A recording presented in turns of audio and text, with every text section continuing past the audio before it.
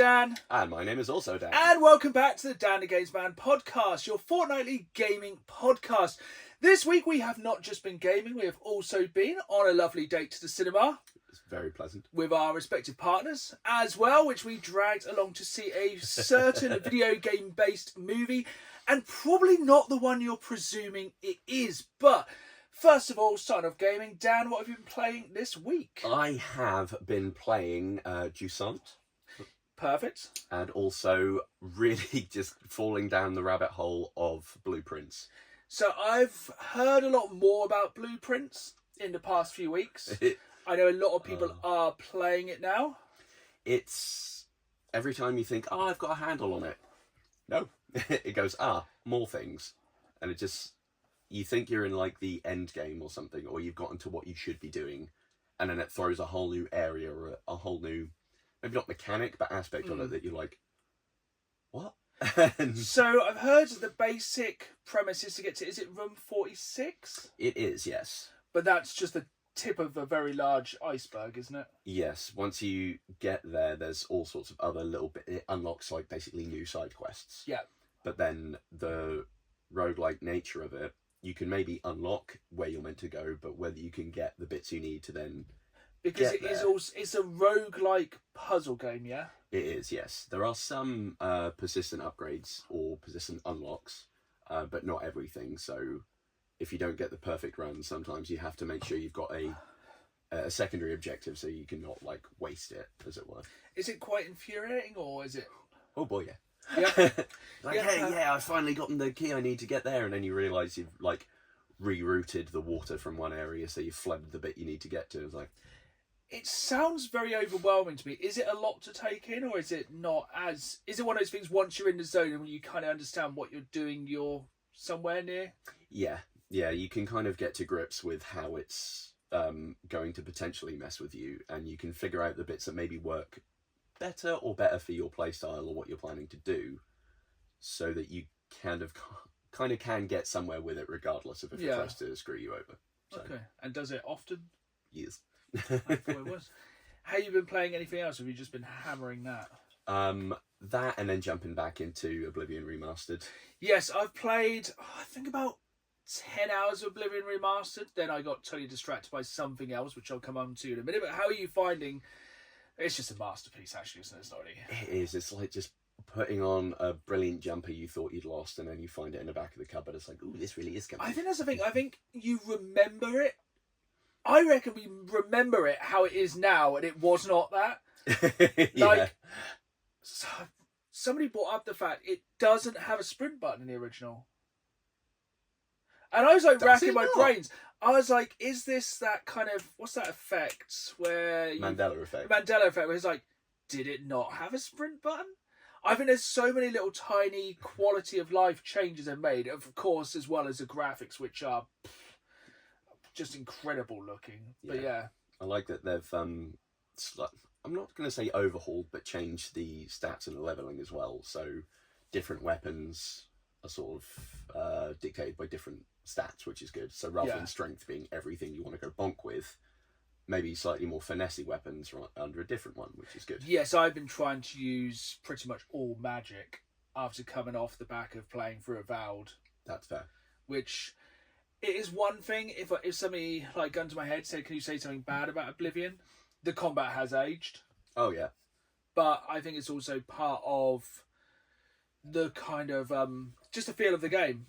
It's kind of the charm of it. It is kind of clunky. It's a product of its time. It's a 20-something-year-old game. Yes. And, it does show in places, but essentially, storyline-wise, location-wise, with the up-to-date graphics, it's absolutely incredible. Yeah, and it so very quickly felt like stepping into a place that was like, oh, I really recognise this. Yeah. It felt, it was just very comforting, very familiar.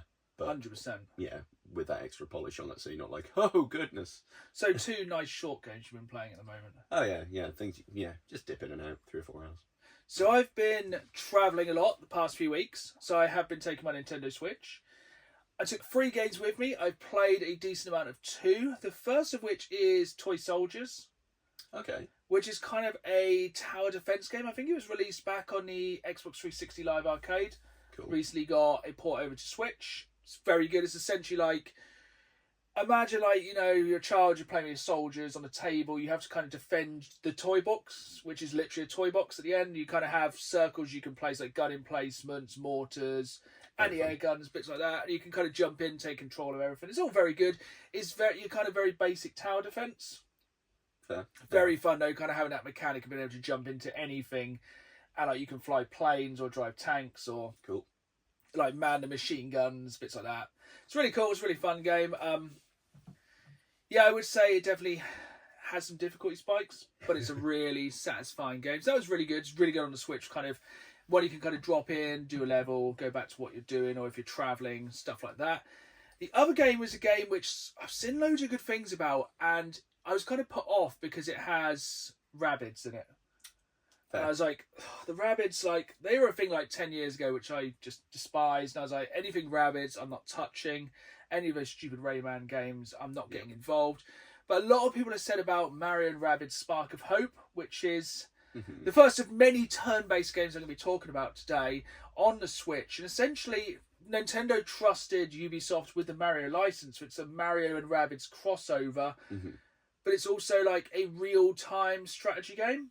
But also, for an advantage for myself, you can play it with just Mario characters and just bin off all the Rabbids. Excellent. So essentially, it's just another Mario RPG, which is kind of what you want. It's pretty good actually. It's kind of, it has a nice mix of RPG and kind of more, not fully kind of 3D Mario free world, but kind of very similar kind of thing. It's a Switch game basically anyone can play. It's a fairly cheap Switch game and definitely one I'd recommend. And the two kind of main games I was playing when traveling, and then oh boy, I came back, and while I was away, I heard about a game which I had no excitement for when it was announced. I had no idea this was going to be a game I was going to love, to the extent that I'm going to kind of just launch about how much I love this game. So I'm not the biggest turn-based strategy game fan. Same. I don't mind Final Fantasy. Well, don't mind. I really enjoy Final Fantasies, but I wouldn't normally get out of my way to play a brand new turn-based game. Yeah. But I started to hear while I was away the rumblings about Clair Obscur Expedition 33 being a very, very good game. And I've since played about 10 hours. I would not say it's a very, very good game. I would easily say it has incredibly high chance to be the game of the year and to also go down in history as one of the greatest games of all time. It's big claims. It's instantaneously, it hooks you in. In the first half an hour, it has one of the strongest, most emotional cutscenes I've ever seen in any video game. I don't want to spoil anything, but basically the premise of the game is you're part of an expedition who are sent to kill the paintress, who every year writes a number on the wall, and everyone that age drops dead. Basically, Death Note crossed with Bob Ross.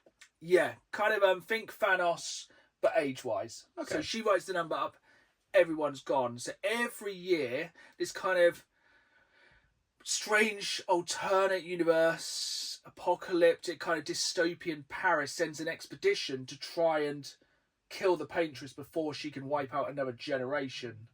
So they're sending these old people who are aged, I think they're all aged about 32. Oh no. Because they've got 1 year to kind of sort it out before their age comes up. Okay, yeah, so it's kind of like their last. So it's their last. So basically they're going to use the last year of their lives to try and save everyone younger.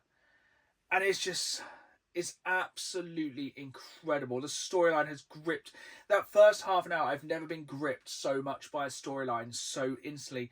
And the graphics on it are incredible. The voice acting, but the music is so emotionally invested. The music, it so adds, and it has actors and actresses from. It's got some of the cast of Baldur's Gate 3 in it.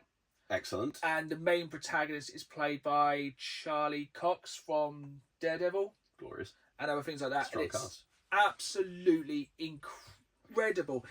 And it's made by a very small team of ex-Ubisoft people. Oh, okay. Who, and I quote, started making a game because they were bored. So So they were basically working for Ubisoft, working on presumably another Assassin's Creed or another Far Cry or something else. And they've gone away, this small company, I think it's like 30 to 40 people have made what is probably going to go down in history as one of the greatest games of all time. And it's insane that it's another game that is day one on Xbox Games Pass. Like, gamers are eating well this year, but, you know, we are a week, about, when this drops, we're less than a week away from the launch of Doom the Dark Ages. Yes, which is another big hitter. I still haven't back and played that in full. No, I've still only played 12, 15 hours of it. I enjoy it, but there's been so many things. It's like, where does my focus go right now? And I think this was one of the reasons I'll be talking about Claire Obscure Expedition 33 for many weeks to come, I think. And I'm sure you'll probably jump into it soon as well. Oh, yeah, I've already installed it. It's just finding the time where I can lose more of my hours. But yeah, so time-wise, this is one of the reasons every fortnight we set the Dan the Games Man podcast Game of the Fortnight, where every 2 weeks we try and complete a game together and then we discuss it at length with spoilers in the podcast. And our game a fortnight ago was Jusant. Yes. Which is quite fitting with Expedition 33 being a French game also. That's a very good point.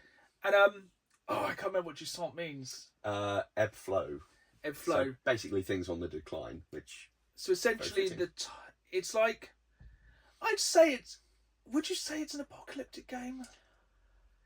It's very strangely themed, isn't it? Yeah. Something has happened. You kind of slowly learn about throughout the game. Yeah. And essentially, it's one of those games that's quite open to interpretation. Yes. If you haven't played it, there's very little there's no dialogue. No. All of the story building is just inferred from very short cutscenes or picked up from flavor text in collectibles around the world. Yeah. And essentially what I gather from the story is these people lived on a mountain, which was surrounded by the sea, and they kind of farmed and harvested the sea, but then one day the sea went out. Yeah. Never to return. Yeah, went out for cigarettes, didn't return. Like so many lost fathers. And essentially you were trying to climb this mountain to get an answer. Yes. Now I have a... Oh gosh, my words are not with me today. I have to come clean. I have not finished it. Because I got to chapter 3 of this game. And for me, if I ever get to the point where I'm not enjoying a game, as we said, our backlogs are infinite. Yeah, we don't want to be spilling time into ones we're not having fun with. I was really enjoying it up to a certain point, but then some of the climbing and jumping mechanics are so incredibly finicky. Yes. There was a jump I got stuck on for 15 or 20 minutes. I am not a good platform gamer. I'm not good at platform games, and this game very much nearly broke me. There are so many bits where it is really robust, and I like that you can see where like the character's reaching for. It's like, okay, it's a little bit auto-targety, but you kind of pick where you're grabbing. But then when it comes to doing like double jumps or jumping off to the side, Prince of Persia Assassin's Creed style, it goes, I know you're aiming for that edge, but would you like to plummet down below? It's like, not especially. And it's like, so the basic kind of mechanics of the game is left and right trigger, do your arms. Yeah. Each individually, which is all well and good. Very fun. But then sometimes it seems to do the Tomb Raider 1 thing of, I'm just going to jump wherever the hell I want. Yeah. And it'll just jump. And, it's quite good because you can put like big, I don't know the climbing term, like the big bolts you can put in. So you can kind of save your progress as you go. But you only have a finite amount of rope as well. Yep. And I think it got a bit overtly complicated for me. And some of the jumps, I think it was when you have like the kind of little bugs that are walking up the wall and you have to jump to them. And then you have to use your little companion's power, which the companion was incredible. I love that little guy. The little companion was really cool, really cute. And then you can make these flowers appear, but then the flowers die in the sunlight, and it's intricate jumping under pressure. Yeah, which things that always go very well hand in hand. And I was getting very infuriated by chapter 3. Same. That a special pain in the bum on that one of like the sun cooking and was killing it just after the windmill? Yes. 'Cause that, and also, how many times did you have to look up guides? Did I? I think I managed to avoid guides on that one just because of being bullheaded. I think I had to look 2 or 3 times because there were some bits I was like, how? There are definitely some bits where I've skipped collectible areas, I think, because I remember going up one way where I could then just keep going and it's like, oh, well, next chapter now. But I remember there being one of the little there's no way you could back, really, is there? No. So like, oh, I definitely missed something off in that direction. But what I played, I enjoyed. Did you enjoy it? I did, yeah. The atmosphere, very pleasant, and when the climbing was working, really nice. Always a sucker for a cute companion. Yeah. So, yeah, it was a fun game. Maybe one day. Yes. Maybe it wasn't the time. There's some games which I think you play and it wasn't the right time. Obviously, we try and set kind of games that are quite fun for everyone, that everyone can enjoy. And we're going to kind of carry that on with our game for the next fortnight. In that kind of idea of, it's not really a companion, so I guess you're playing as the cute companion yourself. This is a game we've both had on our backlog for a very long while. I think we're both going to try and play with our partners. Because fun. I think it should be a bit more simple. And that is Little Kitty Big City, which is on Xbox Games Pass. I think essentially you're a cat that falls out of a window and you're trying to find your way back up. Adorable. It looks absolutely incredible. And there is hats. Yes. Which is always an absolute win for any game. So yeah, game of the fortnight will be Little Kitty Big City, not to be confused with Big Kitty Little City, where a giant cat destroys the whole of downtown New York. And yeah, we'll be talking about that next time, and I will definitely finish that one. But it's been a pretty busy week of gaming in the ridiculous schedule of gaming. There have been many things. But yeah, there's also been a lot of news this week, and I'll let you start off. Let me catch your breath. So, on the sort of less news, more of what's going on, we've got quite a lot of releases going on as well this week. Being the understatement of the millennia. Yeah, and this is just a small snapshot of what I've got. Midnight Walk comes out today as of Oh, that looks so good. Yeah, I think we mentioned that on our upcoming. Yeah, I think that was one of our most anticipated games. Yeah, I cannot believe that's out as well. It's wild. It's if anyone missed that episode or can't remember it, it's the one that's stop motion clay animation walking simulator horror game. Looks absolutely fantastic. Also available on PlayStation VR 2. Yeah, which I can imagine must be wild. That must be so good. Yeah, you're going to need some spare undies after that one, I reckon. I did not realise that's this week as well. Very fun. I've also got Revenge of the Savage Planet. I never played Journey 2. So... No, but that's also Games Pass, isn't it? Yep. Yeah, that's been dropped on Games Pass. Then we've got a lot of sort of smaller or indie titles. We've got Dunk Dunk. Spirit of the North 2, which I didn't play the first one. Oh, did you not? No. Very, very good game. Excellent. Would maybe a... Future Games Club? Yeah, Future Games Club, I reckon. Excellent.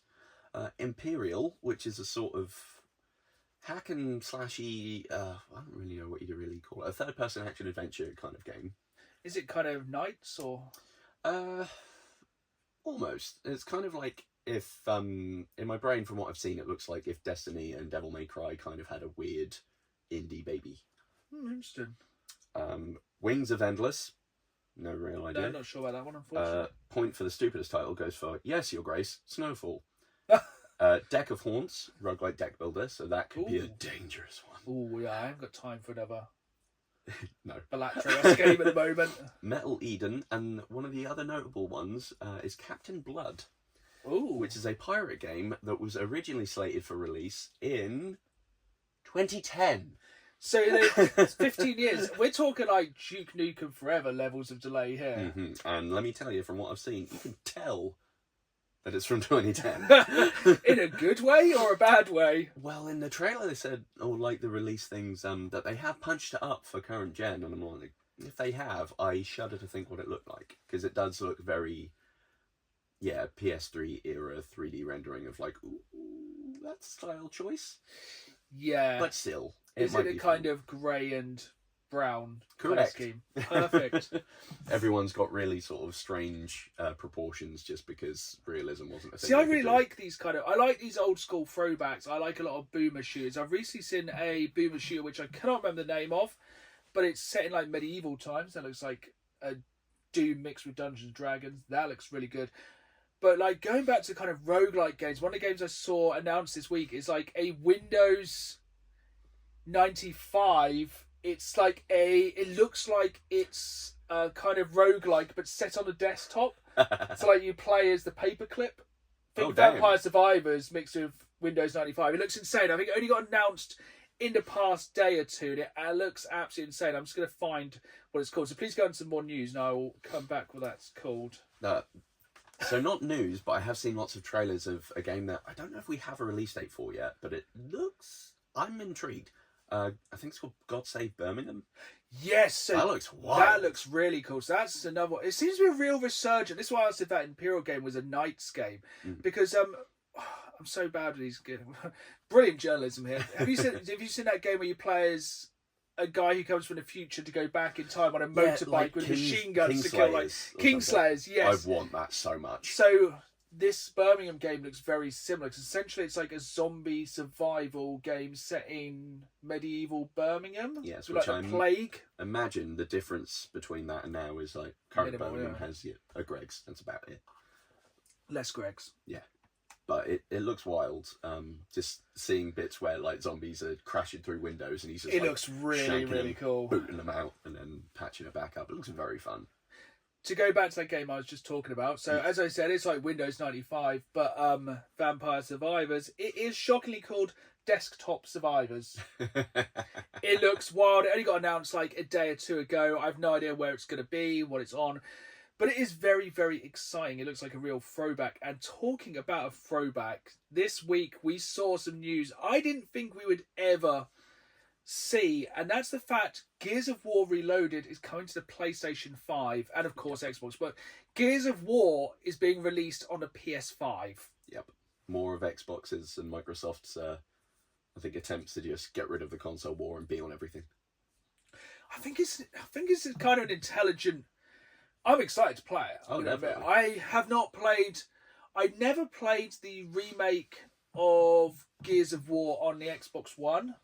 Same, actually. But I absolutely love the games. I think 1 to 3 are really good. Judgment's not bad. 4 and 5 are kind of going a little bit off-piste. Yeah. But I think it's a very intelligent way to also bring up more...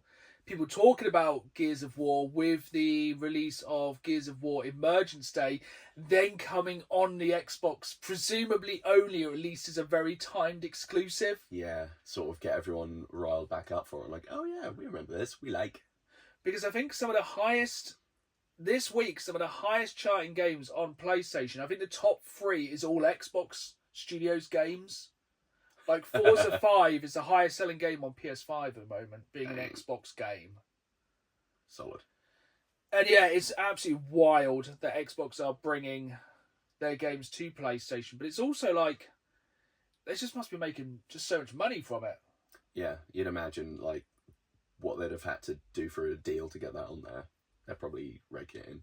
And like, to be honest, it's a game that no one's going to go, oh, I must buy anything to play Gears of War. You know, we talked about a game which was released a shockingly large amount of years ago in its original state. And no one's going to go, no one's specifically buying an Xbox today to play the original Gears of War. You'd assume not. If you are one of these people, please comment down below. Yeah, please let us know if you are buying an Xbox Series X in 2025 to play the original Gears of War. And if so, do your carers know where you are? And yeah, it's... I'm very excited for it. I'm very much looking forward to it. I reckon we probably do a playthrough of that one. That would be wild. I would love that. It's been a while. I'm presuming they'll probably just remake 2 and 3. I hope they remake 2 because it's my favourite. That makes sense. And it also is going to have cross-play. So I think some PlayStation people are about to get their proverbial pushed in. Because we are going to have people on for the original Xbox days who have played Gears of War well for 15 years, suddenly being released on this whole new range of people who are like, I'll try this new multiplayer game out. It's called Gears of War. I'm sure it can't be that. And they are going to get wrecked. You just get old heads coming through like, no, I know people this. Just roll shotgun, roll shotgun, roll shotgun. Because did you ever play much competitive? It's just that shotgun roll is going to be brutal. But that was the tech. Going on to another piece of Xbox news, and this genuinely surprised me, is there's an Xbox... Well... part of it didn't surprise me.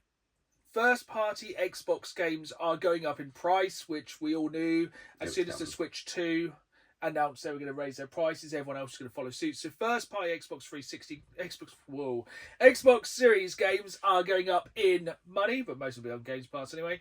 The Xbox consoles and controllers are also going up in price. Yes. Which seems wild at the... It's got to be the second half of the lifespan of the Xbox Series X. Yeah, the amount of talk there's been for the next gen and the handhelds, it feels like it's on the downswing of this life cycle. It's a weird movement when the console's getting older and isn't selling well. It's a very good point. Our console's not selling well. Let's charge more for it. Oh yeah, because they're kind of like relying on digital sales and subscriptions at the minute, aren't they? They've posted that. Yeah, that's a very good point. And I think the number of people subscribed to Games Pass isn't going up or down. It's just staying consistent. Which, with the amount of games coming out this year, most things I play are on Games Pass this year. Yep. I haven't actually... I don't remember the last time I actually played anything on PlayStation at the minute. It's all just been Games Pass. PlayStation. Yeah, well, at least this week we did get the release date for Ghost of Yotai. Oh, nice. Which is my most anticipated PS5 game this year, which looks absolutely fantastic. It does look wild. But yeah, back to you with some more news. So, I think it'll probably be released cross-platform as far as I can tell, but the Elden Ring Tarnished Edition, which will be on Switch, will have 2 new classes. Really? Yes. So far we only have the names, none of the stats. There's just like Heavy Knight and Ides Knight. We all like a Heavy Knight. Oh, yes. I'm planning to have a Heavy Knight tonight. Yeah, it's on.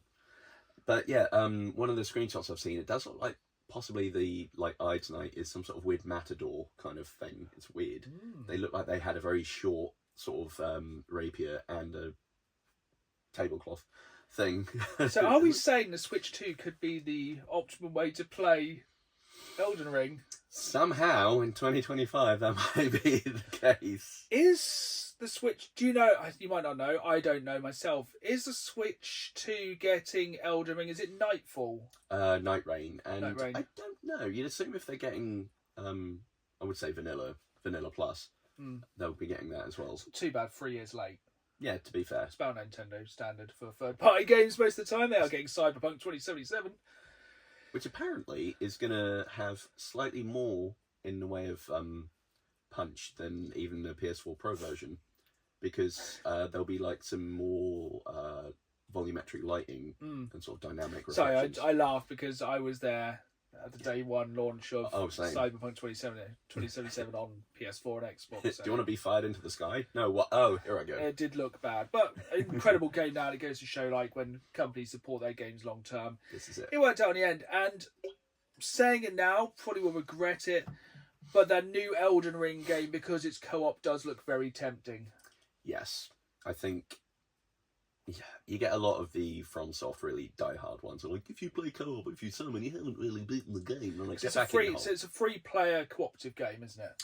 I think so, Shorter games as well, isn't it? About half an hour a game if you get moving. Yeah, and you've got like the standard sort of closing circle of death. You have to get through the night. And, very tempted by it, but I do not want 2 people shouting at the mic get good at me. We could... What could be entertaining is very much like Helldivers, as just we could party up and then get a rando and it just really irritate them. Ruin their day. Stop using the barrage. Never. No. So going on to a game I'm definitely picking up day one. So PlayStation had their State of Play the past few weeks, and the State of Play, they had many games, most of which I was not too concerned with because it was mainly, for me, all about Borderlands 4. Oh, yes. Which I am pumped for, and even more so after about a 25-minute PlayStation State of Play, which has sold that game to me so much. You've watched it, yeah? I have indeed. How good does it look? It looks fantastic. It looks like everything. I mean, I loved 1 and 2. 3, I'm starting to get a little bit like... Haven't played... was it Assault on Dragon Keep? Oh, you'd love it. But my wife's actually replaying it at the moment. Oh, sweet. It's essentially D&D. Glorious. But But Borderlands, yeah, it looks absolutely incredible. The new one. I think I've already. I don't know. I'm kind of on the fence about my class. Mm. I know my wife's already liked Siren. Yeah, I was kind of thinking Siren just because I want like giant spirit. I do dog. like the new kind of Theodore. It is Theodore, isn't it? Theodore Soldier. Oh yeah.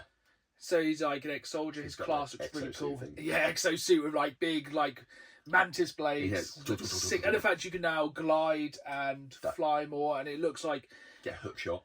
It looks like the main kind of problem I have with Borderlands are going clunk, clunk, clunk, clunk, and just walking around, or the pitiful driving sometimes Yes. has like been replaced with like more, I kind of let's say Titanfall 2 kind of movement. Yeah, I get you. It looks really good fun. Really, really good. Yeah, I think because the sandbox areas, you did have to go back a lot. Yeah. You really got aware of the traversal mechanics or lack thereof, so it was like, ooh. But I wonder if it'll kind of have, say, like a Metroidvania way of looking at it, like maybe be able to go back and get to areas you couldn't get to previous, like with some of the kind of mechanics being able to move around. That would be very cool. Like maybe you'll get like more boost or like a triple jump. Yes, that'd be very fun. But yeah, like my interest had been waning in the franchise, but watching this, it has been very re-peaked. I'm enjoying it. Which does bring me to my one problem with it at the moment. So I was like, as I said previously, a lot of games are going up in price. I was like, right, I'm going to lock in my pre-order for Borderlands 4 before they put the price up. You cannot pre-order a physical copy of Borderlands 4 at the moment. Where is my copy of Borderlands 4 and why can I not pre-order it? Yeah, shut up and take my money. It better not be a digital-only game. That would be a weird step. I don't think it will be. I think they're just slightly delaying it because we now have the release date. Yeah. It is set. And yeah, I'm very excited for it. And speaking of release dates, quite possibly everyone in the entire world's most anticipated game, the most anticipated game perhaps in video game history, I would say so. was delayed this fortnight. Yes, we now, rather than having to wait a couple months, have to wait a year. Do you know what's even worse? What's that? So we're talking about GTA 6. When I read it as May 26, 2025. I was like, oh my God, it's like 3 weeks. I was like, we got like 3 weeks and it's out. And I read it again. I was like, oh. And I was like, I understand it's the most important, expensive, biggest launch of all time. They cannot afford to mess it up. Yeah. But also, it's like, come on, we were nearly there. It is disappointing, but yeah, you don't want something of that scope, that scale, that prestige, as it were, to come out half-baked. But at least a few days later, we did get the trailer. Yes, and it looks wild. It looks so good. The music already stands out to me. Yeah, just the vibes are exactly what I want from a Return to Vice City. Yeah, it's like, I think it's the fastest viewed YouTube video of all time. Mm-hmm. And it's just, the main thing I took away from it is everybody Wang Chung tonight. Yeah. It's been in my head ever since. It's literally been all I've been thinking about. It looks incredible. There's no point us trying to break down the trailer because you can break it down scene by scene. Go and watch it if you haven't already and join the billions of people who've watched it. It's absolutely fantastic, but I've only got like one more thing. Have you got anything? I got one more thing, and that is our fortnightly mention of Pokemon. Yay, that's literally what I was going to talk about. And that is that the new sets have been announced for an English release, and that is Black Bolt and White Flare, which is going to be one of the, I think, first, or not, is it the first? I don't know, dual sets.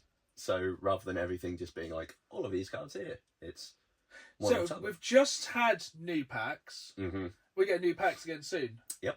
Although it is quite a wide release date. I think it's something between June 18th or August 22nd. I feel like it's about every 8 weeks, isn't it? Yeah. Which is basically perfect because I've had way more luck with these two new packs. Yeah. Bat and Cat, as me and my wife call them. I don't know what they're actually called. I lose track of all these many different guys. But yeah, I'm really enjoying it. Have you done the kind of wild... Oh, I've got some really good drops on Pokemon recently. Mm. Like, it's really like... I think after the last set of cards, we kind of all got screwed quite hard as players. Yes. The drops, they bought in were they shinies? Yeah. And the drop rate was absolutely rubbish. Yes. And I've since started saving my points to open them in multiples of 10. It's very satisfying to watch. Yeah, it's so good. And yeah, I think the drops are way better on that. I think the drops are way better in general on all the cards. Yeah. And I think it's just, yeah, I feel like the celebration of kind of giving away loads more points. Have you done the 50 battles to unlock that really nice shiny? I'm working towards it, but it's, I've done it. I needed that promo card. I'm so hot on trying to get all the promo cards. So is that a Rayquaza full art? Yeah, it's really, really nice. It's one of the best cards I think they've released. Yeah. But yeah, I think that brings us nicely to the end of the news. So we are going to carry on the old GTA theme with our Reddit story this time. So every time my wife comes through with a crazy, crazy story from the dark side of Reddit, and we have another today. I fudged up. We'll never discover what this truly means. So, selling for this one. So today I fudged up by making my dad punch a stripper in GTA and tearfully ask God for forgiveness in front of my entire family. Now, I don't read these before the podcast. My wife looks through them to make sure they're suitable or we can make them as suitable. But yeah, again, ask God for forgiveness in front of my entire family. This is a long one, and my wife said it's a wild one, so strap in. I was encouraged to post this here from a comment I made elsewhere, even though it didn't happen today or even this decade, so mods, please remove it goes against the rules. It's a very funny story, though. I love how people go, I should probably put this on Reddit. Yeah. So when I was a young man, my father took me into the city to see a marching band. When I was young, my brothers and I stuck a copy of San Andreas into the house. Lads. We spent days holed up in our basement taking turns playing, and down there my parents didn't bother us too much. In order to get tons of money for guns, we had yet to figure out my parents' dial-up passwords, so cheat weren't a thing for us yet. How old are these kids? We'd go to the strip club and stand on the stage absorbing the money dudes threw at the women and just let the game sit for 10 to 20 minutes. I did not know you could do that. No, same. I wonder if that works in real life. We had to be careful, though, because sometimes the strippers would do a move and bump into CJ, and the bouncers would shoot the place up. Wild. One day when I was playing, my mom yelled down to the basement at us to get ready. We're going to Pizza Hut. Oh. Solid. Grand GTA and Pizza Hut playing in the basement. It's a good day. What a world. In a stroke of genius, I drove to the GTA strip club, got on the stage and then turned the TV off and we left. It had to be the heist of the century. So obviously they're trying to kind of let the game farm the money. Good grief. But then. My dad, however, was at church this time practicing for his gospel concert he was singing in. He always filmed the practices so he could take notes at home upon playback, and this time was no different.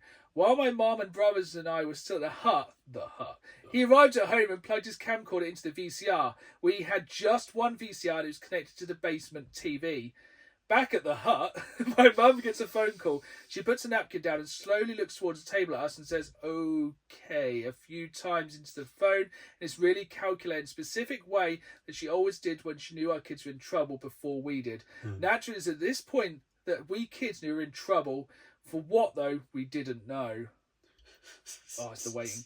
After a very quiet minivan ride home, this is the most American story. They've been to the hut from their basement in the minivan. They just need to stop at Target and then shoot someone and it's all of the things. Yeah, I'm presuming they probably picked it up from Blockbuster. Probably.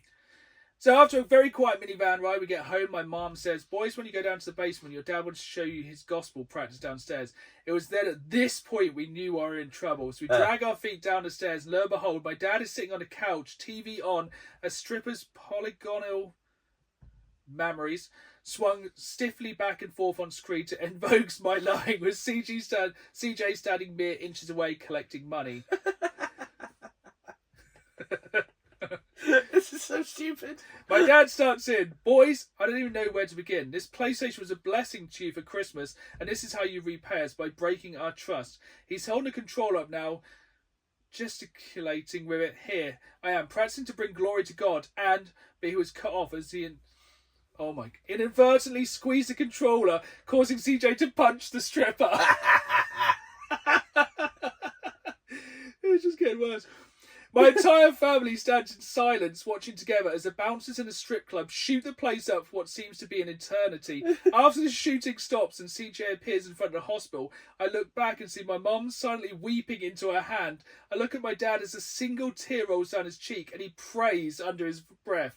After another eternity of silence without a word, my dad bends down, disconnects the PlayStation, walks back to the family computer, disconnects it, goes to his car and drives away. For the next 4 months, he kept the PS2 and PC locked in his office at work. Wow. It's one of my favourite memories of growing up. I miss my brothers. So there is even more to this story. So, wasn't allowed to play GTA growing up, of course, got caught playing it. My dad accidentally interrupted his own lecture by accidentally punching a stripper and immediately asking God for forgiveness. There's an edit here. Also, my brothers aren't dead. Good to know. Yeah, it did. Always a bonus. Have an odd ending there of like, I missed them. Like, did he kill them? Do you know, I am going to miss this. If you go and find this on Reddit, there is some extra bits on here. Some of these are not really... It went Reddit pretty quick, but yeah. It went Reddit. I think it's quite wild. That's terrible luck to like pick up the controller and also punch the stripper. That's quite funny. I'm also, one, we're assuming that he was just keeping it from the kids and not it was in his office so he could just keep punching strippers. 100%. Two, like he had a protocol for punching sex workers, so, you know. Is that the first time it's happened? We may never know. I'm still blown away. I never knew you could do that to get infinite money.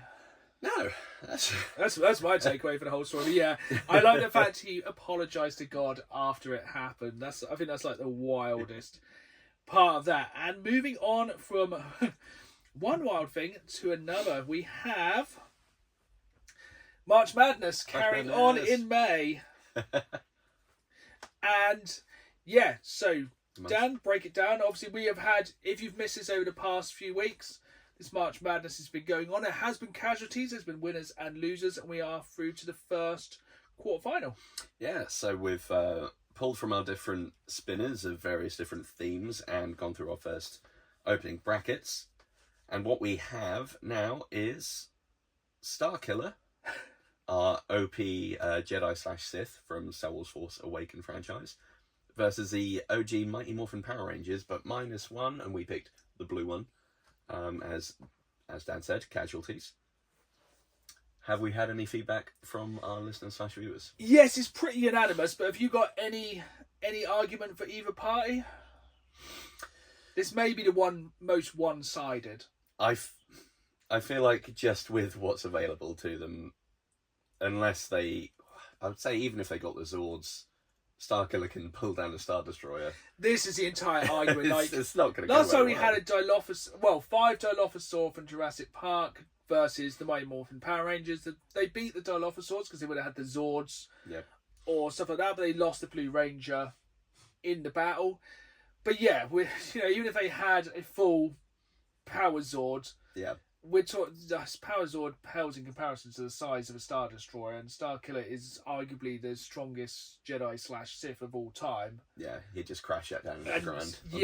On top of the this one's gonna be pretty quick and done.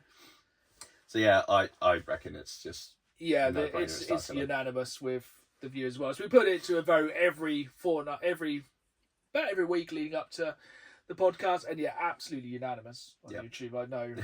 If anyone would like to comment down below, if you're in that very small percentage, why you think the Mighty Morphin Power Rangers would stand any hope in hell, please let us know. Yeah, I'm open to any suggestions on why that would happen. As I said, these are quite random, which brings us on to our one next time. So what will we be voting on next time over the next few weeks? That will be Stephen... Oh, wait, no. He didn't win, did it? It was the Babadook versus Ash Ketchum, now packing the Bat Squatch, as he managed to catch it in the previous bracket. Yeah, and if you've missed any previous episodes of the podcast, probably none of this is going to make any modicum of sense to you. No. Not that I guess Stephen Hawking on Compound V would make sense even with context. No. But yeah, that will be our next one to argue the toss over. So, moving on to the main kind of filling of today's podcast sandwich. We recently went to the cinema to watch a video game-based movie. So more and more video game-based movies are being released. But lest we forget, there has been many cash-ins or video game-based movies over the past lifetime. Yes. There's been good movies, there's been bad movies. And the movie we went to see this time was not Minecraft, as you may have presumed, because it's been the Easter half term, and I am not going to the cinema in Easter half term and seeing Minecraft. No, I do not want to put up with the noise, the popcorn, and the screaming kids. The water buckets, the Yes. chicken jockeys. So we decided to go. We decided we were going to go and see Until Dawn, Yes. the video game-based movie that no one knew they wanted. Yes. It's. I was aware it was coming as well, and it was suddenly like, ta-da, here. Like, oh, what? Hello? So when it was first announced, I was like, that is a fantastic idea for a video game movie. Like, PlayStation Studios have made some moves before, which we will be talking about after this. So we decided before we went to see Until Dawn, we're going to talk about Until Dawn, then we're going to talk about either good video game based movies, if it's a good film, or bad video game based movies, if it's a bad film. Yeah, this was going to be the determining factor. And we're like, we'll go in, because I think it's a brilliant idea. Until 100%. Dawn is essentially a horror film Yeah. with decisions. Yeah. And it lends itself perfectly to a film. You could squeeze the plot of the Until Dawn game into about a 90-minute, 2-hour film, couldn't you? I reckon so. Or you could just do something totally different. Yeah, they decided to really take some creative decisions. Yeah. And basically made Until Dawn Happy Death Day variant. Yeah, essentially Groundhog Dawn. Yes. Essentially, I presume the writing went, this film's called Until Dawn. Does that mean they have to survive until dawn? Cool, that'll do. Yes. So essentially the premise in this film is 5 teenagers Idiots. go somewhere and get trapped somewhere, and they have to survive until dawn. And every time they die, these are slight spoilers, but it's like the first 20 minutes of the film. Yeah. Every time they die, they get reincarnated, and then they try and not die again. If they die so many times, something so stupid will happen, it hurts. Yeah. So, yeah, they managed to... what did they do? They basically had the title, a couple references, and the fact that the stupid thing Dan mentioned was become a Wendigo. And that's Yeah. all it has in common with the game. And it has the narrator, Oh, yeah, there is that. who is barely in it. Yep. And it just has every single horror cliche and trope under the sun. It really does. Like, we are talking...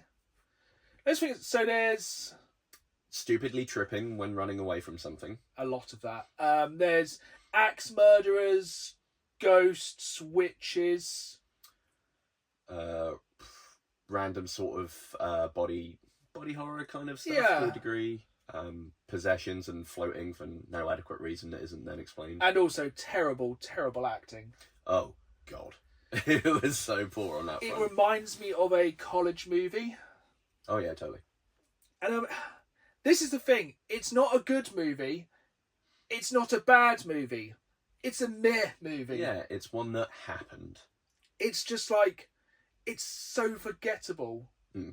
And it's kind of a waste of the license. 100%. Don't get me wrong, it has some real highlights, and it is a good horror film. Yeah.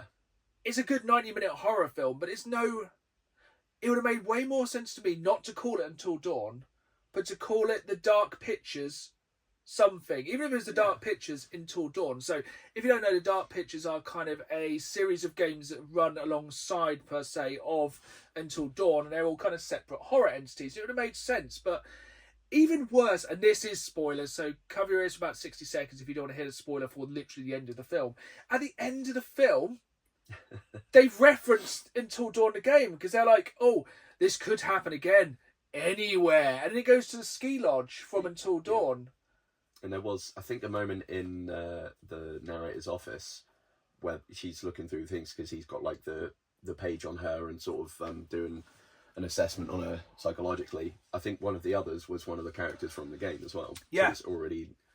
So it kind of references it. I think if they just changed the name, it would have solved 90% of the problems. Yeah, because then it would have explained it being a little bit detached. It'd be like, okay, it's just kind of parallel it's not the same. But yeah, don't get me wrong, it had some fantastic scenes. Like the scene with the water was a highlight for me. Because that's something I haven't. We watch a lot of horror films, and that was one of the wildest bits of horror I've seen for a long while. It was the right amount of oh god, and that was silly. It was proper like kind of splatterhouse cinema. I really enjoyed it, but like I said, it wasn't a good film, wasn't a bad film. It was a meh film. Yes, very much. So now, well, as we said, we were going to make a list of either good or bad video game based movies, but now we're just going to talk about they're okay, they're meh, they're forgettable, which sometimes is worse. Yeah, because at least a truly bad one you can pick apart and have fun ripping on, or a good one is like fun for its own reasons. But... we're not going to be talking about the Super Mario movie, which is good, or House of the Dead, which is bad. We're going to talk about the films you forgot existed. And I'll let you start off, Dan. We've got about 5 of these each. So I'm going to start off with one I did only watch the other night, so I had... Yeah, we do our research for this. Oh, yes. And that is Resident Evil, Welcome to Raccoon City. So close. Yeah. So far. I'm like, okay, we'll reboot the franchise after needed. The Anderson films were a little bit kind of wild and really disappeared up its own bum. We could have probably made this entire list off those. Oh, 100%. Because they range from, oh, that's not too bad, to... Yeah. Have you hit your head? But, yes. Welcome to Raccoon City. There was so much love for the source material, I feel like that it could have been really, really good. Yeah. But again, pretty poor acting. Yeah. And some interesting... What gets me is with how true it was to the source material, and then some of the casting options were really baffling. Yeah. Like, no problem with it in general, but if it's be one or the other, be really strict with the source material, and then, like, cast according to that, or don't. And I think it gets confused throwing certain bits from certain games in. Yeah, because there was the bit with the Ashford twins, wasn't there? That was Code Veronica, I want to say. Yeah. It's essentially a mix of 2, 3, and bits, isn't it? If I remember rightly. It's been and a a while. touch of one, I think. Yeah. Yeah, because... Yeah, it is just one that they're in the Spencer Mansion, isn't it? Yeah. Yeah. And then obviously it spreads from the mansion to the sea and beyond. And yeah, there were so many bits that even the way they modelled the RPD station was like, oh wow, I've been there. Yeah. And there were so many good points to it, but it just fell so flat. It's so weird because I was watching, I was like, this is really, really good. But it's just not... It's the definition of the game, the films on this list. Yeah. I was also intrigued by the choice to not have just like straight either humans or zombies, but people that are infected through the water and then starting to turn it into a bit of Hills Have Eyes. I think that's when it started to go, what is actually going on here? Yeah, it's very peculiar. I think it definitely goes like that throughout. It goes downhill throughout as well. Yeah. I think it starts stronger than it ends. Yeah. Also, oh my god. So, spoilers. When they blow up Birkin at the end with the rocket launcher in a confined space, and everyone else is fine. It's very much a video game explosion. It's about 3 foot wide. Yeah, and the fact it like blew Thingy Bob, like Chris, back, and you saw him in the flames. He's like, no, I'm fine. But it blew up this G-virus monster that was rampaging. Yeah. Make a great deal of sense. Absolutely ridiculous, but I did enjoy watching it. Yeah, that's what I mean. It's not good, not bad, mediocre. Such as the World of Warcraft film. Sorry. How I don't understand how you take something which is so easy to make into a massive, big franchise. This is coming off like the Lord of the Rings films. Mm. You have everything you need. Make a Lord of the Rings style epic in the World of Warcraft universe, but don't make it look like ass. Yes, the graphics are awful. What gets me as well with how heavily they're leaning on the CG and how crap it looks. It really and then you've just got like orc human person that's just like has been lightly painted green. Like, it's such an easy win. It's not a bad film again. I'm not saying it's a great film. It's perfectly serviceable, but it's it's such a fail of grace. It could have been so good. Yeah, and they had what's his face, Travis Fimmel from Vikings, which was fantastic. Yeah, And had they some could have star set power. up one of the biggest movie franchises of all time based on one of the biggest games of all time. It should have made. It just should have been a money-making machine, but it just fell so flat. And it was an odd choice. And there were so many like things in universe that don't really make a great deal of sense either, like with the writing and also the fact that like their portal was so flippin' big. But it's like, okay, orcs are big, but they're not like 8 stories big for this portal. And it's just so forgettable. Yep. Like, I really had to rack my like brain to think about it again, which I think is one of, again, like I said, one of the biggest game franchises of all time. Makes a game, you should remember it. Yeah. Absolutely out of my brain, but yeah. I want to say there's a sign, causation, no. But if it's a video game movie and it's got, is it Dominic Cooper? It's not going to be a great one because he appears in, I think, 2 that were on the list. Nice. Yeah, Is one of those the next one? It's not one of the ones I have, but you might still have it on your list. Okay, I'm terrible with actors' names, but yeah, back to you. So keeping with the survival horror, Silent Hill 1. First Silent Hill film. Do not get me started on Silent Hill Revelations. That one makes no sense. That is not even remotely on this. That is on the poo list. That is there. That's one of the worst. That's an absolute. That was wrong on every single level known to mankind. But yeah, back to the first Silent Hill. Yeah, I remember really quite enjoying that one, and it does have its issues, but it's a solid, very watchable flick, I think. Definitely, yeah. I would say it's a solid game. Yeah, it gets the atmosphere very nicely. It's got some of the classic music from it. One of its sins, I feel, has also been perpetrated by games since, and it's that it doesn't make any sense to have Pyramid Head in it, because that was a James-specific thing from Silent Hill 2. That's my main flaw of the entire film, but it also brings one of my favourite scenes of the film where he rips that woman's skin off. That was wild. Which was mad. But yeah, other than Pyramid Head and a couple of other little bits of it just being like an adaptation movie, always being a little bit wonky, I enjoy it. Yeah. So, there are many good things to say about it, so if you haven't watched that one, go and watch it. Do not watch the second one, it's awful. No, buy a copy of it and then set it on fire and throw it over a hedge, because it's terrible. Yeah. So we spoke earlier about PlayStation Studios made Until Dawn. They've made quite a few films. One of which I'd say is very good. I will just drop in quickly now. Is a Ratchet and Clank film.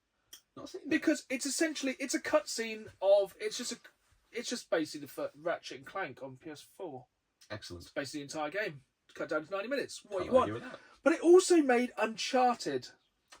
Yeah, that one. Which, okay, so we have the Uncharted trilogy to begin with, one of the greatest gaming trilogies of all time, which has a perfect Indiana Jones style adventure story, which you could probably sum up in about 2.5 hours. You could have a trilogy of films. It would be perfect. You could extend it with the other games for the franchise, or just carry it on indefinitely. Or you could just do it as PlayStation Studios did and just make something else. Yeah, that seems to be the general vibe with a lot of these ones. It's just like, it made no sense. No. Again, it took bits from the Uncharted games and went mash, mess. Yeah, I think they were really hoping for just star power of having Tom Holland as well, papering over those tracks. Also, no. Tom Holland, fantastic actor, fantastic Spider-Man, fantastic in many things. Not Uncharted. No, I still think, I know he is getting on a bit, but I still think Nathan Fillion would have been a much better Nathan Drake. Yeah. It's just like, absolutely missed opportunity. Probably cost millions of dollars as well. Yes. Don't get me wrong, incredible kind of action film. Some really cool action scenes. Some really interesting bits, but just the Uncharted name just didn't work on it. No. If it had been, again, like a standalone thing of doing an Indiana Jones style kind of adventure with the star power of Tom Holland, it'd have probably been received, I don't know, maybe better, maybe about the same, but at least it wouldn't have had the sin of just wasting the license. I understand sometimes why they don't want to just retell the video game in story form, just exactly word for word. Kind of like, but then I feel like you need to go kind of how The Last of Us has recently done with The Last of Us TV show, where tell it, but kind of expand a little bit, but keep it within the realms of the story. Yeah, I mean, yeah, that's a perfect example of it, because there are some bits that are obviously with slight variations for real life, shot for shot. Yeah. The way it's done, like the barn dance bit, the guitar bit, is even the event. Yeah. Is so well replicated, yet that doesn't take away from it. It doesn't just seem like, oh, they're just rehashing the same thing. Yeah. If it's done right, it can be done well.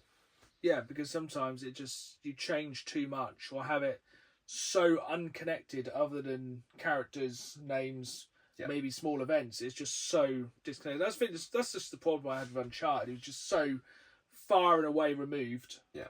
And it just, absolutely missed the mark for me. Yeah. But not terrible. Again, just so mediocre and meh. Kind of one of the ones you can put in that sort of dead zone between Christmas and New Year's, where you've eaten too much chocolate. Oh, it's a perfect You're a bit Boxing drunk. Day. It's a Sunday afternoon action film. Yeah, where Action you can be like, adventure. what's happening? And everyone else can be like, don't really know. And you're But then like, again, okay. I feel like if you're going to watch Uncharted, you might as well just watch The Goonies. Fair point. Which basically is probably what that entire film actually is. Summed up in one word. Huh. But yeah, back to you. Yeah. Keeping on the Explorer front, that is Tomb Raider, but the one from, I want to say, is it 2003? Yes, the With Angelina Jolie one. Not the more recent one, which was pretty close to Tomb Raider 2015, 2016. Yeah, that one did look like, I've not actually watched those ones, but they looked like it stuck very close. Really to those close, reboots. yeah. I would say that's more leaning towards the good end. And we're not talking about the good today, we're talking about the meh. Yes. And this falls into this. That was very meh. I mean, plus points, Chris Barry. Very fun as the butler. Very good. Minus points, that robot. Oh my god. I totally forgot about that. That was odd. Plus points, Angelina Jolie. Yes. Minus points, weird time dilation bubbles that didn't make a great deal of sense. Minus points, Angelina Jolie. And also Daniel Craig, because Oh yeah, I totally forgot about that. I like him in Knives Out, Yes. but other than that, I don't know. I don't get on with Daniel Craig in films. Neither do I, considering he killed the James Bond franchise. We'll move on to that. That's a rant for another day. We've only got like about 90 minutes today. Exactly. But yeah, there's plenty of things to be enjoyed with it. Like, it has that sort of swashbuckling kind of adventure thing going on, and the sort of race between her and the other like private PMC kind of. It's very fun. It's a good, again, turn your brain off and like, ooh, action, set pieces, do. Very fun. Yeah. I think it's just that very classic early 90s thing of quickly let's buy a great game franchise and make a movie of it. Yeah. But yeah, it's again perfect for this list. Not good, not bad, mediocre. Which brings you on to Max Payne. Oh boy. Again, so close yet so far. Yes. That is a franchise that really should have worked for a film. Yeah, I think with most of these games on this list, it's the fact they're films. It's annoying. Yeah. Because it's once again it lends itself to a perfect movie, and it's kind of changing. What was the whole weird? Was it the weird drugs in that film? Yeah. Oh, I can't remember the name of said drug, but yeah. There's a was it Valkyries or something? Something like that. It definitely began with V. That's what I'm remembering. Because when like people seeing those weird angels coming down or some random whatever the hell was going on.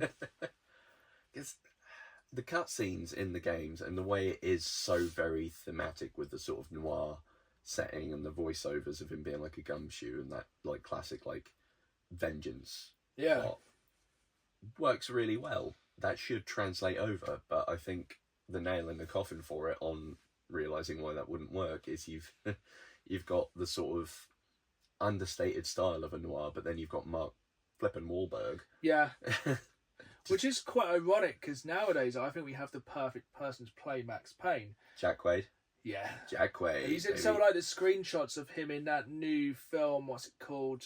Novocaine. Novocaine. Like some of those shots look like they could be for Max Payne. Yeah, he looks so much like the he guy has that like did the the square polygony flippy Yeah, face. it's wild. I want him to do that, especially after like doing the action in Novocaine and whatnot. Like, yeah, if Hollywood's listening, do it. That's how you do it. That would be well good. And then we'll have Max Payne 4, please. Yes. And a remastered trilogy. I would love that. I played those games to death. I love them. Did you so play the much. third one?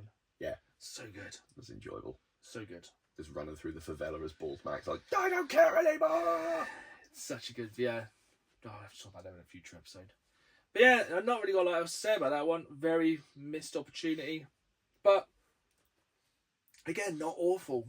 No. But not good. No. Just not going to say that after every film. And sort of leapfrogging off that with Jack Quaid, I'm going to go Carl Urban and then Doom. Bosh. Carl Urban, I must be in everything. All of the franchises Urban. Never forget, The Rock is also in. Yes, I think everyone and The Rock tries to forget. When he Never goes forget. demon mode in the end. Which is one of the highlights of the film. Yeah. I do really enjoy that end sequence where it goes first person mode. That's why it's not on the bad list. Exactly. That really elevates it. Through most of it, it's like, and then you get to that last sort of encounter, and it is just like watching a playthrough of Doom for a bit. And Yeah, it's sick. wild. Is Rosamund Pike in that, or am I mixing up movies? I'm not sure. I haven't watched It's it in a while. essentially like half the film is like basically Alien, and then it goes Aliens. Yes. Very But- much does. It's a tough one to make a film of. Yeah. It was a weird choice of timing then. Mm. And Yeah. Because that feels very much like it's more Doom 3 inspired, with being a bit Yeah. more... Yeah. which when I think Doom 3 came out, I don't think people cared as much as they thought. No. And yeah, it was a... Imagine doing one now based on Doom since 2016. It'd just 3 hours of violence. I'm here for that. Yeah. Jumping off that one, surprisingly, The Rock is only on two of these films off the list. Damn. And I think this is probably the most far and removed one from video games. But I enjoyed this film a bit. I've watched it. This one I've actually watched multiple times. That's Rampage. Yes. So essentially, Rampage was originally an 80s arcade game where you play as one of so many monsters and destroy cities. And somehow they made that into a film and confused the hell out of it when one of the monsters is friendly, the rest are not. The Rock can talk to him. It's got some hilarious... Basically, the gorilla just flips him off periodically, which is quite funny. The Rock is pretty terrible in it. The Rock is the Rock in it. Yeah. Big monster smash city, have fight, Rock friend. That is basically it's big, it's dumb, it's the Rock. Yeah. You can turn your brain off. Things explode every 3.4 seconds. No idea why they decided to wait like 30 years to make a film of it. Yeah. How they got the budget and the Rock to actually... Well, I suppose it's not hard to get the Rock to do a film. Just give him some money. Yeah, that's a very, very good point. And yeah, it's all right. It happened. It's good if you like Carnage. For some reason, you can't watch Godzilla vs. Kong. Yeah. Let's have one more each. Last one I've got is the really peculiar one that got optioned of Five Nights at Freddy's. Which, spoilers as well, you instantly know with something like that, if an incidental character at the start happens to be a big name in a really small beans film, they're probably going to be the bad guy. Now, this film had the weirdest timing for release, coming out about the same time as a film which is essentially the same film, but better, being Willy's Wonderland. Oh, I don't know this. Have you not seen Willy's Wonderland? Is it crazy? It's Nicolas Cage at Five Nights at Freddy's. It's everything but the name. It's a better Five Nights at Freddy's film than Five Nights at Freddy's. That's definitely check it out. I do enjoy Nicolas Cage. It's from the mental age of Nicolas Cage, the long legs, What, Birth to Present? Redfield kind of like Yeah. period when he's just making anything like weird stuff, like he made that film with a pig, like his wild age. But yeah, sorry, I digress. Oh God, yeah, it's my biggest gripe with it. It's just actually, there are many, but the fact that the idea of Five Nights at Freddy's is all predicated on creepy animatronics. Why then were all of the animatronics CG? You could just use animatronics for things, and then in scenes we need them to do something a bit more robust, have a decent person in a suit. They're big enough. Why have it really shonky 3D that like 3D CG that is obviously not real? Yeah. It's stupid. It could have been really creepy. Like animatronics in and of themselves are creepy. Yeah. They could have they went relatively well with the source material. It didn't. I mean, the bit at the start with the cameras is the closest you get to anything really resembling the game. Yeah. But, you know, all of your favourite characters are in there. I just think it's the definition of a cash-in. Oh, 100%. That's all. They're like, should we make this money? Should we make this movie? Why? Money. They're basically just like, money? Money? Oh, money. We love that. Money to you, sir. Money. And yeah. But yeah. Willy's Wonderland, yeah. And I'll finish with the most, why does this exist? Why is Aaron Paul in the Need for Speed movie? Why does the Need for Speed movie exist? Why can't we just have our terrible Need for Speed cutscenes and just make that a movie? Yeah. It's essentially Fast and the Furious, but they just put a different name on it. Yeah. I really struggled explaining that one to my wife. She's like, and this is a game? This is a really bad thing to make a game about. It's like, I know. I'm fully aware. Do you know what? There's a film that could have made it to this list, but I haven't watched it yet, and I'm presuming it's probably going to make it to this list, and that's Gran Turismo. Racing games do not make I forgot movies. that existed. It's a racing game. It shouldn't be a movie. Prove me wrong. If you know a racing game-based movie which doesn't suck, comment down below if you're watching on YouTube for the full video version. If not, if you're listening on the audio version, head over to YouTube, Dan and Games Man, and yeah, comment on there. But yeah, let us know any not good, not bad, mediocre, meh films we may have missed off our list. Need for Speed was the second one with Dominic Thingy in it. He was what's the name? The antagonist. Was he? Yeah, so, and he was the like king in Warcraft. So basically, if it's a gaming film with him in, keep your distance. Both fully forgettable. Yeah. But yeah, we are hoping to watch Minecraft soon. Yes. And then we'll find out, hopefully, if that's going to make us make a list of good or bad films. Yes. Because we do not judge until we've seen it ourselves. But what we're going to do now is move on to our questions from you viewers. And the first one this time comes from Neo Sprites, and they ask, what is your dream game/console? Do you have one for this, Dan? Depends on context. Are we... Ooh. Let's say in a perfect world, somebody's going to give you any console you want with a game. Gotcha. So like a bundle. Ooh, doggy. Do you need a minute? I'll go first. Yeah, you can take this one first. I would absolutely love to own a Neo Geo. Oh, okay. Because growing up, they were always the rich kids console. Yeah. I think like owning a Neo Geo with Metal Slug would be sick. Because it'd be like having your own kind of arcade at home. Because that's what they always were to me back in the day. Was like having they was the closest to having arcade perfect games in the home. Yeah. And they were expensive. They were very expensive then. I reckon with inflation, like a Neo Geo must be like $1,000 in today's money back then. Crikey. They were super duper expensive. I think getting a Neo Geo now is still super expensive. And then all the games are expensive, but you know, money no object, that's probably where I'm going. Yeah, they're not one you see often either in any sort of... No, places. I actually only recently saw one at Norwich Video Game Retro Market, and I was like, yeah. And that one wasn't even a sale one, that was just for No, it was just games. for display, and it's just wild. a nice looking console. Yeah, it's very fun. I think my one, I'm going to go Steam Deck. Yeah. See, if I ever don't have a big backlog, I really do want to jump into PC gaming again, because there's a lot of games like that are not coming out to home consoles, and I do want to jump into PC gaming a bit more, and I feel like that could be the easiest way. And I'm sorry I just jumped on your No, you're fine. answer very very quick. That's exactly but my reasoning as well, though. it's just a nice machine, isn't it? Yeah, and like there are so many things, like you say, that are coming out I really want to play, and I can't think of a reason why they're not on consoles. No, I think it's normally a lot of kind of wilder games like that. Kingslayer. Yeah. Which I don't think will ever get released on console. Prove me wrong. Sons of the Forest. Yeah. Oh, I want that. Do you want Forest with friends? Cool. But yeah, Steam Deck's very high on my list. It's just like finding money. Yeah. So, but yeah, that's... I know how we get money. Go and stand in front of the strippers. Absorb the money. Of course, and then pray to God afterwards. Yep.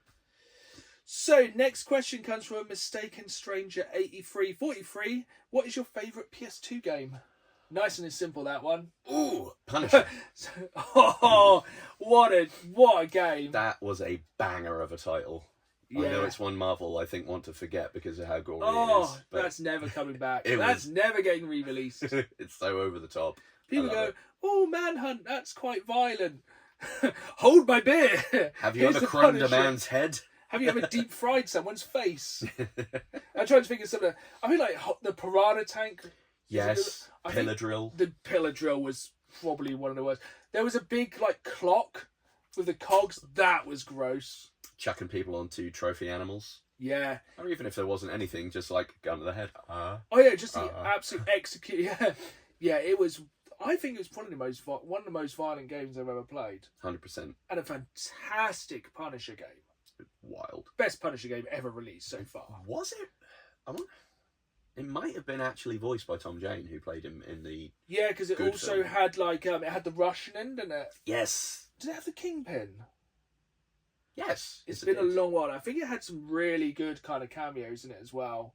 Russian in the movie, played by big, sexy Kevin Kevin Nash. Nash, yeah. I think he's also in the game. Nice. I could be wrong on that one. Let me know if I am on the comments down below. That's a very strong choice. I'm just going to throw it back to earlier in the episode and say GTA San Andreas. Oh, yeah. Because, Punch them strippers. damn, I played a lot of San Andreas back in the day. Same. I did trace that train. I played it so much, I ruined the disc. Yeah, I could quite happily play it straight after this, to be honest. Yeah, except I for that can- stupid damn mission. Yeah. Yeah, it's just like, it was the best sandbox. It was light years ahead of its time. Yeah, and Samuel L. Jackson. Yeah. Oh, well, again, we could probably do an entire podcast on just San Andreas memories. I think I'm going to credit that and a little bit of... Actually, no, mostly that is why I still enjoy the occasional bit of country music. Yeah, it did. Oh, soundtrack-wise, absolutely strong. You're on K-Dust. Yeah, maybe. We have one more question this time from Scotty's Movies 6546. This one is specifically for me. Cool. But it goes on to the future of the podcast. Spooky spill. Anyway, let's talk. When are you checking out Northwest CEXs in the crazy world of CX, my neck of the woods? So, if you haven't seen me on YouTube, I am on a mission to try and visit every single CX store in the entire world eventually. There is many. I've visited over 70 different CX stores all around the UK. Whenever I travel somewhere, I will visit as many stores as possible. Like this week when I was in London, I visited a couple of CX stores then. And in June, I'm heading. So, Scotty did say, are you going to the Northwest CX? I'm going even more north than that. In June, I will be heading to Scotland to do the NC 500. So, we will be pre-recording some podcasts for while I'm away over June. So, we will be doing some deep dives. So, maybe San Andreas, maybe bits like that. So, it won't be any news. It will just be a deep dive podcast. But you will also be getting your fortnightly podcast while I'm up in the Scottish Highlands. And, of course, when I'm in Scotland, I will be visiting some CEX stores up there. Oh, yeah. Including probably the most northerly CEX in the entire world. That's cool. And also just sights and sounds. It's going to be one of those very much kind of exactly how I am, the kind of split personality of going to really busy places and then going where there is no people. Yes. You need to recharge that battery. Yeah, my social battery will get fully recharged that week, like swimming in locks, climbing mountains, Very just fun. being in nature before coming back and playing a horrific amount of video games. Or in the evening, just smashing out more Switch. That's true. But yeah, so that is something to stay tuned for in the future. We'll be doing some special episodes of the podcast. And we are still threatening doing our over 18s Reddit story episode, which will not be suitable for those under the age of 18 because, as I said, my wife picks these Reddit stories and there are some which are absolutely hilarious, which we cannot do on the standard podcast because they are not for innocent ears. Oh, no. But we are preparing for that. We will be putting some strong warnings at the start of that one. But I think that's it for the next 2 weeks. Mhm. So remember, the game of the fortnight for the Games Club is Little Kitty Big City. You have 2 weeks to play it. We'll be talking about that in 2 weeks' time.